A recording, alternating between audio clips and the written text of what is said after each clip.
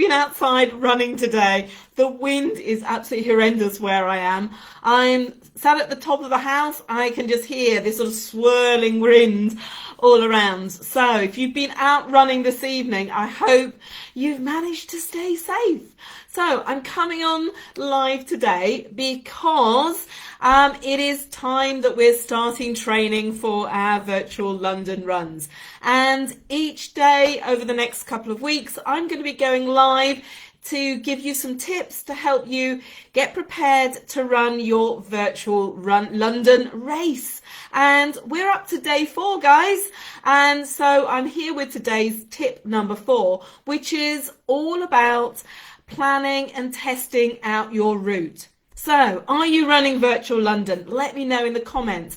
And have you already worked out the route that you're going to be running? Or you just got a number of things that are running through your mind right now as to where you could be running on race day. So in this short video, I'm going to give you some things that you might like to consider before you finalise your virtual run route to make sure that it's runnable on the day, because what you don't want to do is to be thinking about a great route that you could run and then work out you are crossing so many roads that it's really, really frustrating. So listen up, that's what we're covering today. But if you are training for virtual London, make sure that you're signed up to my Get Your Race Prep Right workshop that I'm doing tomorrow evening.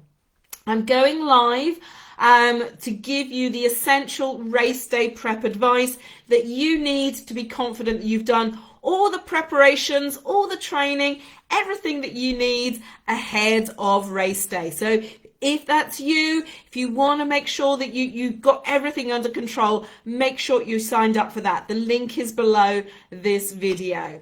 Okay, so let's think about preparing our race day route. It's not, I don't think it's as simple as just thinking, oh, I just need to go and run 26.2 miles on virtual run day. There are a few things that we need to be considering. If when we turn up to races usually before 2020, what would usually happen is we'd rock up. We would be responsible for our training and getting ourselves ready and prepared and getting to the race on time to start the race. But the race organisers, they'd be the ones who'd be responsible for working out whether the route was going to be great to be running on, or whether or not the route needed to be going somewhere else. So there's all sorts of things that we need to be thinking about in terms of our route that we are now responsible for. So in this little video, I'm going to be taking you through some of the things that I've thought about when I've been planning my route and some of the conversations that we've been having in some of my coaching groups about how my coaching clients are thinking about their own personal virtual run London routes. So first thing that you need to be deciding is whether you're going to be running a 26.2 mile sort of round loop where you're pretty much going around all the towns in the areas or all the country village roads where you live, or whether you're doing something like 13 miles out and back. You're going 13 miles in one direction and then coming back, or maybe you're thinking about doing sort of laps, shorter laps or loops that are just going to add up to a total of 26.2 miles. So you've got to think about how you're going to be running this. I mean, I've decided that I'm going to be doing some out and back laps. The laps that I've worked out, they're going to be about 9 or 10 kilometers out and back, and then I'm going to finish off my London or my virtual London running down a hill.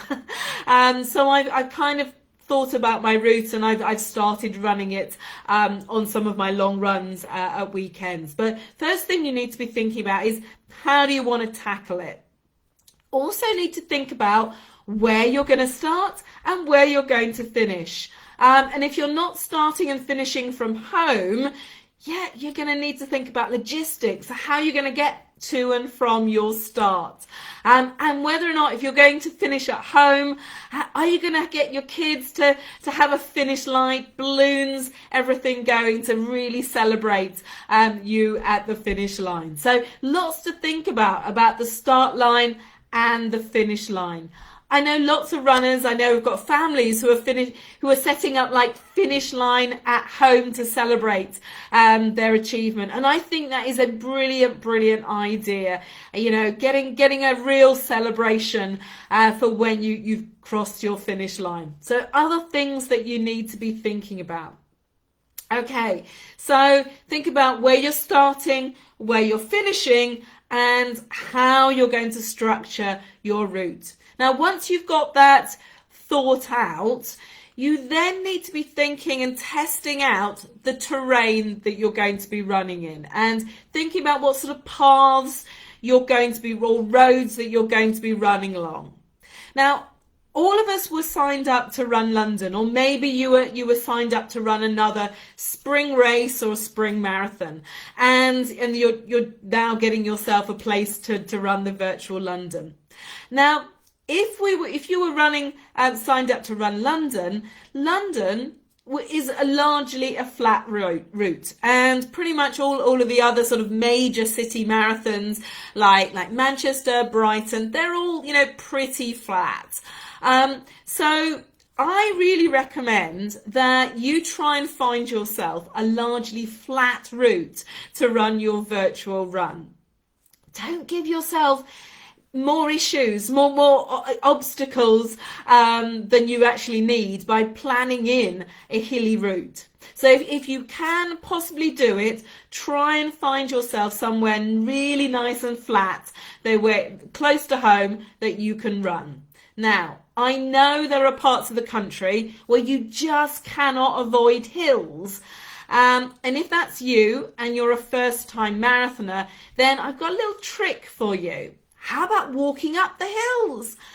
It's not cheating. It's what runners running trail races and ultra marathons do. They do it all the time. So unless you are super hardcore and you really are determined about running the entire thing and really want to challenge yourself running up the hills, I think if this is the first time that you are going to tackle the marathon distance, I really recommend that you plan, if you're running a hilly route and you can't get hills out of your run, that you plan to walk up your hills, okay? Especially if your route, you know, is really undulating and it's got loads and loads of hills.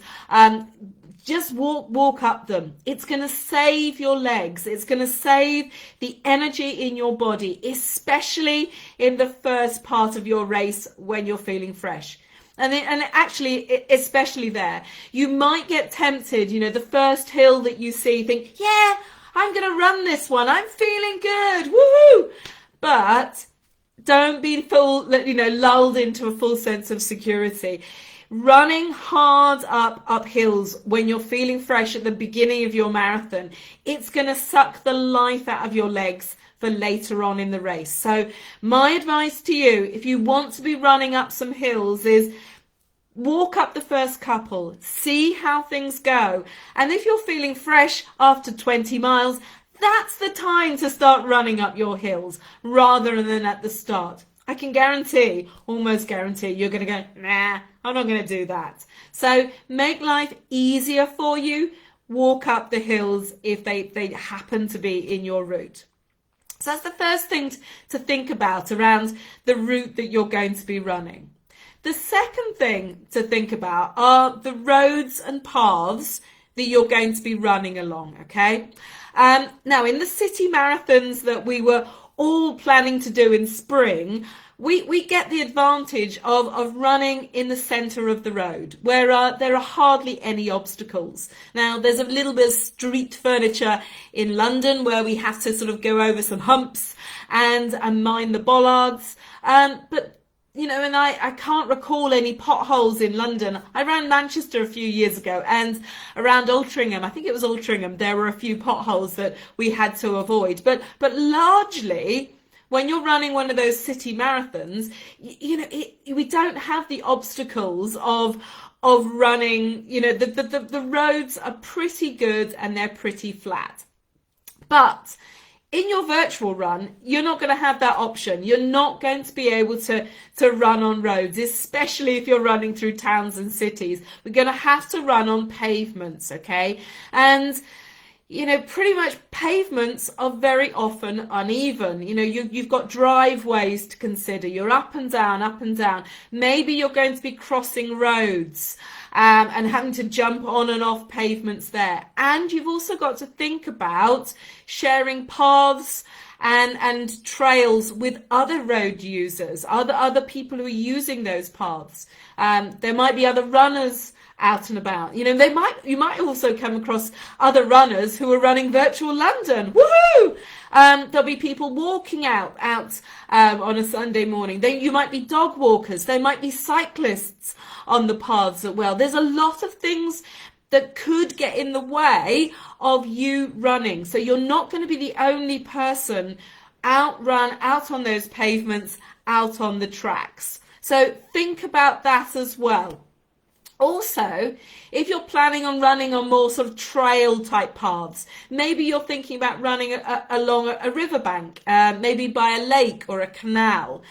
If you're running on trails, what I have found is that running on trails, especially if they're sandy trails with lots of sort of gravel and stones, it's a lot harder to run on that sort of terrain than it is running on a road where you kind of get good sort of bounce and feedback from the road as you're bouncing along running. So make sure over the next few weeks, if you are going to be running on trails on race day, make sure that you've trained on trails so you know exactly what it feels like underfoot. Also running on those sorts of country paths, trails, things like that. It's a good idea to sort of run some of those routes, because you might also find things like tree roots, just branches, stones, gravel, all sorts of things can get in your way on more sort of traily type of paths. So make sure that you've trained on those trails. Make sure you know the obstacles that are coming up in front of you. Running a marathon is, it's a physical activity. Your body is going to get tired, but so is your brain. And what you're going to find is the more complicated and complex the route and the paths that you are running, your brain is going to get more and more tired. So don't underestimate how exhausting it can be jumping on and off pavements. Or running on a traily route where you're trying to always avoid stones and gravel and tree roots and things like that. It's going to sap the energy from your brain so that the latter stages of your run, your virtual run, your brain is going to be as exhausted as your body, okay? So just take account of that in the final weeks of your trainings, okay? Because it will be wearing, it will be draining on your brain on race day. Okay, so there's a couple of things to be thinking about when you're planning your route. So think about undulations. We don't want too many hills, and if you have got hills, think about walking up them. Also think about the paths that you're going to be running along, and making sure that if you're running in a city, you're running on pavement, that you've tested those things out, and running on trails, you've got that experience as well. And I really, really recommend, once you've planned out your route, you test it out. Now we've got a few more weeks to go before race day, and so there's a good few long runs we've still got in our training plan. So I really suggest you take yourself out and use some of your long runs over the next few weeks to test out parts of your route. Now, I'm not suggesting you run the entire 26.2 miles as a practice run before the day, but how about breaking up your route and testing out a chunk of your route each week over the next few weeks? That way, you're going to find out where are the trip hazards, where are the uneven paths and pavements, or parts of your route where the path is going to get really narrow, or it gets really, really busy on your virtual run day. And you really ought to try and go out at exactly the time that you're going to be running to get an idea of how busy your route is going to be on the day. And that might mean that you want to change your path. If you're planning on running by a river or canal that is just going to be plagued with other runners, dog walkers and cyclists, and you're going to be constantly jumping out of their way, that's going to drain your energy. So really have a think about how busy your route is going to be on the day. Running a marathon is mentally draining. So the more that you know your route, the more you've planned it out, you know the paths, you know the pavements, you know those trip hazards, you know how busy it's going to be, you know the complicated junctions and roads that are going to be busy that you're going to have to cross, the easier your run is going to be on the day. So, in summary, I've got a few tips for you to help plan your route. First up, decide whether you're running, a 26.2 mile loop, or you're going to do laps and loops, breaking it up so that you've got you're doing laps or loops to make up those 26.2 miles. Second, try and find a route that is as flat as possible. Or if you have to have hills in your route, make sure that you're walking up the hills so you don't drain yourself of energy. And then third, think about the paths and pavements that you're going to be running on. And my bonus tip is make sure that you're testing your route out ahead of the day. So over the next few days, I'm going to be coming on live every evening to talk about how to train for the day, as well as giving you other training and preparation tips. But the weeks are ticking by, and soon it is going to be time for us to run our virtual London race. So it's time to start planning and preparing for the day. And tomorrow, I'm going to be doing a workshop to help you get prepared for your day. The workshop is called Get Your Race Prep Right. And in that workshop, I'm going to help you get organized for the final weeks of your training and preparations so you can be confident you are going to be able to power through 26.2 miles right to the finish of your virtual London Marathon on the day. In the workshop tomorrow, I'm going to be talking about taper. I'm going to be explaining why it is so important to back off on your running, to reduce your training ahead of your race or your virtual run. You're also going to learn about what to be eating to power through your run or virtual race on the day. Going to be talking about why it's so important to load your body with energy and carbs to help you power around your run. And I'm going to give you more tips and advice about finalizing your logistics and everything you need to get organized to get yourself ready to run on the day. I'm going to be going live tomorrow at 7:30 in this workshop, and you can save your spot right now by clicking the link below this video. It is going to be epic, it is going to be fabulous, and we've already got almost 100 people signed up to come and join the workshop. So make sure that you've saved your spot by clicking the link to the video to below this video, and then you can come and join me tomorrow for more tips, more advice, more epic and awesome ideas for how to get yourself trained, ready and prepared to run your virtual London Marathon. So guys, let's do this. Let's run virtual London. Take care, and I will see you tomorrow.